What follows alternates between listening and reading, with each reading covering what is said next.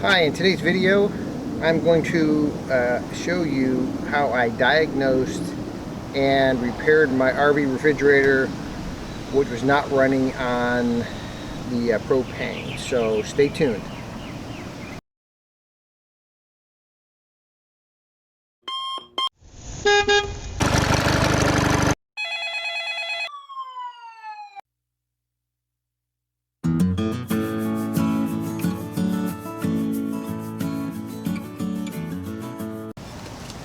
Before we get started, I want to say that propane is dangerous and you have to be really careful. I don't know what I'm doing. I've just kind of learned, and so if you're not comfortable dealing with propane, it's a warning for you. Just please get somebody who knows what they're doing.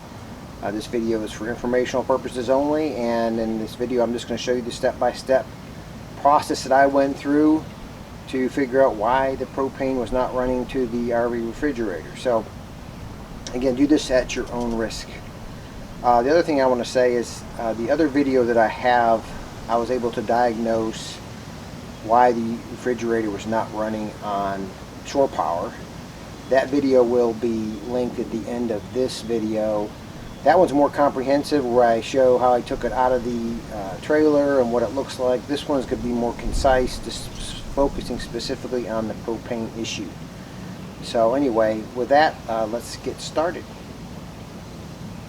The first step is obviously turn on your propane, and it runs down this tube to some kind of regulator. I think it slows down the flow. I'm not sure exactly what that does, but and then it runs along a black tube to the underside of the trailer. The propane flows along this main line here, and then it branches off into various components of your trailer. This one goes to the heater. This one here goes to the refrigerator. This one is for the hot water heater, and then this one right here is the one for the RV refrigerator. The propane then flows up through a tube through the floor. It goes up. There's a lot of excess tubing in the back side of this refrigerator for some reason. It basically connects right to that spot right there, and then this small connects this smaller tube that goes up the back side of the refrigerator to here, and it comes up and connects to this gas valve, then travels back down here through the smaller tube to the area known as, like, I think it's called the firebox, and you remove it with a screw. It pulls back. You can see that in there is where the I have a piezo lighter, like a barbecue grill. There's also a burner orifice back here. In my last video I cleaned that out. That wasn't the issue. This refrigerator is fairly new, but a lot of people have issues with the flame not burning properly, and my issue is there's no fuel getting to this spot. So why is there no fuel getting there? That was my dilemma. The first thing I did to make sure gas was flowing to the rig was I let the wind's blowing in. So there's propane getting past the refrigerator, so I know there's getting propane flow.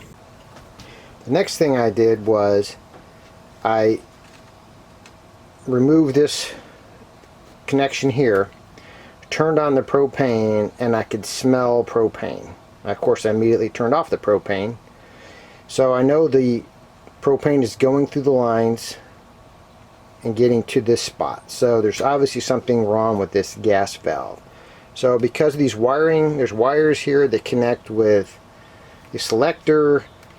I got out my multimeter and I checked all these wires for connectivity through ohms. Again, I'm learning how to use that multimeter.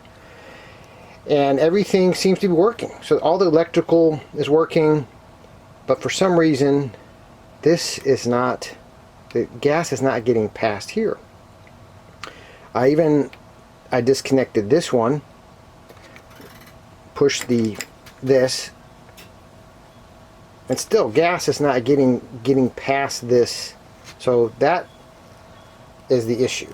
The gas is not getting past the gas valve down to the firebox. In my last video, I forgot to mention that one thing you need to check is to make sure your LP and carbon monoxide detector is operating. Because of the electrical issues, it may not work properly. I did test the button, it did beep, so I know that's working as well.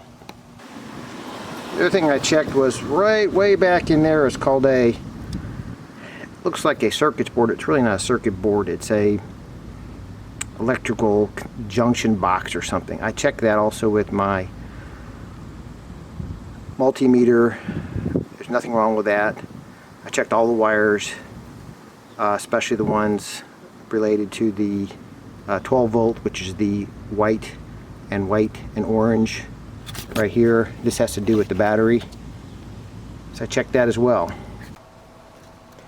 So knowing that I checked all the electrical lines running to the gas valve, I thought, well, I'll just break down and buy another gas valve. I briefly looked and they're about $65, I think. So I was going to do that, and I thought, wait a minute, what in the world is that screw for? So I loosened it and thought, well, maybe because it's all the way in, that maybe I need to relieve some pressure or something. I don't know. So I started to loosen it. It's not designed to be completely loose. So I screwed it back. Actually, took it all the way out first and then put it back in. And I thought, well, one last try. I'm going to try one more time to light this refrigerator. And it worked. So I don't know what that screw is for. I'm just going to call it a relief valve. That's all. I mean, I took it out and somehow allowing air in there or something, it worked. Again, no idea, but I did get it to work, and that was the final issue. Gas started flowing and it lit.